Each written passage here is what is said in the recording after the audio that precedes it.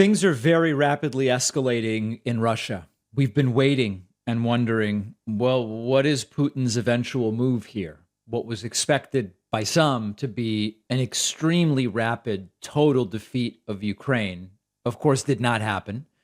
And over the last couple of weeks, we have seen Russian forces actually repelled and retreating. And the question, amid continued concerns about Vladimir Putin's health, has been, what is the end game? How is he going to ultimately get out of this? Or is he ultimately going to get out of this? The U.S. Embassy is now warning Americans to get out of Russia. This is the clearest declaration and the most comprehensive of you just have to get out. Now, many of you might be saying, why are there Americans still in Russia? There are so many different reasons why there are Americans still in Russia, and we're going to talk about that in a moment. CNN reporting the U.S. Embassy in Moscow issued a security alert overnight that again urged U.S. citizens to leave Russia immediately while there are still options for departing the country. The alert comes in the wake of Russian President Putin's order for partial mobilization of Russian men to fight in his war in Ukraine. Quote, Russia may refuse to acknowledge dual nationals' U.S. citizenship, deny their access to U.S. consular assistance, prevent their departure from Russia, and conscript dual nationals for military service. That is a really scary statement, which we will talk about. The embassy has consistently warned Americans not to travel to Russia and to depart the country immediately if there. The embassy alert urged U.S. citizens to, quote, avoid all political or social protests, do not photograph security personnel at these events, noting that the right to peaceful assembly and freedom of expression are not guaranteed in Russia. Very different situation that Americans in Russia have to understand. Leaving is a very good idea at this point, but at the same time, there are people who simply didn't research the situation properly who are there. Now, one of the things that's important to understand about the dual citizenship thing, if you are in a country in which you hold citizenship and you hold an additional citizenship, meaning you are an American citizen and you are a Russian citizen and you are in Russia, it is often the case that in that country, you are only viewed through the lens of that citizenship. If you were a French-American dual citizen and you were in Russia, this is not an issue. If you are an American-Russian dual citizen and you were in Russia, the American citizenship isn't particularly relevant, at least not as far as Russia cares. If you are a Russian-American dual citizen and you're in Russia and Russia says, hey, you know what? We are conscripting individuals to fight in the military. And you go, oh, no, I need help from the American embassy because I'm also an American citizen. It is very common that that will be denied to you. Now, the American authorities might say, well, we can still try to help, but you will often be denied consular services because at the end of the day, you are a Russian citizen. And this is something that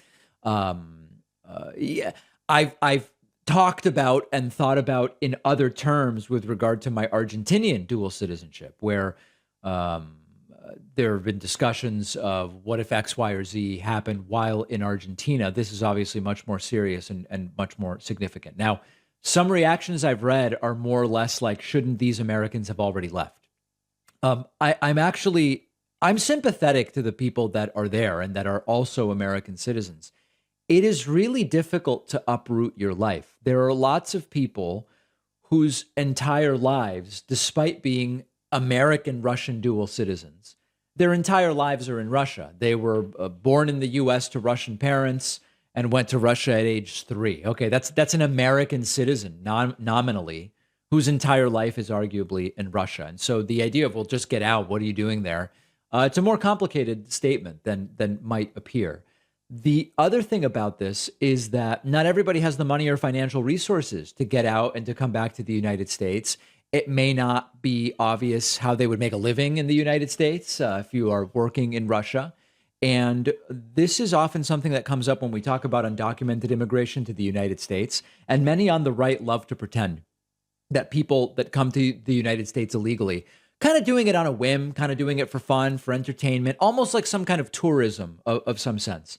And what's often missing from that conversation is that these are people's lives, and uprooting or moving your life to a different country is a really, really big deal. And so even when you are coming to the United States undocumented from Central South America looking for work, as is this typical situation that we talk about, that's a massive decision that no one makes lightly. And it's often missing, total lack of empathy when we talk about and think about what it is that these folks are doing here. Not related to, hey, Americans, it's time to get out of Russia, but that also is going on. But these folks are not on vacation is the important thing to understand. And this now gets us back to, what is Putin willing to do? How far is Putin willing to go? What is he potentially considering? And is Putin sick? Is Putin erratic? Is Putin not thinking clearly? And the answers to all of these questions may well be yes. So there are some very non-trivial decisions to be made by Americans in Russia.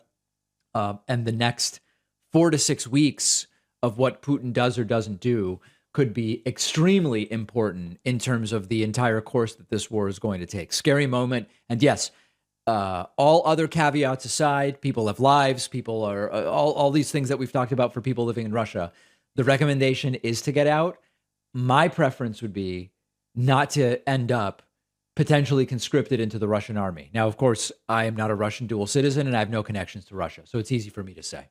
I've seen several people in my life try to quit smoking or vaping, and quitting has so many benefits, but it does require a strategy. And our sponsor, Fume, is a one-of-a-kind inhaler that can help you quit smoking as a replacement for the hand-to-mouth habit of smoking. There is no smoke, there is no vapor, and there's no nicotine. Fume is just a small inhaler handcrafted from wood. It uses cores infused with fresh aromatic plant oils for you to taste and enjoy instead of a nasty cigarette or a vape. You can use Fume while flying, which is a big plus because there's no smoke, no vapor, no nicotine. Fume has flavors like peppermint and conker with a powerful minty sensation to simulate the menthol cigarettes. They have other flavors like cozy chai. I love chai myself. And lemon berry bliss for a sweeter experience. Fume has helped thousands of people quit, people who have tried everything else. Read the reviews. We talked to the Fume team. They're very proud of the lives that they've impacted. Throw out the cigarettes, get rid of the vapes, head over to breathefume.com/Pacman and use the code Pacman to get 10% off your entire order. The link is down below.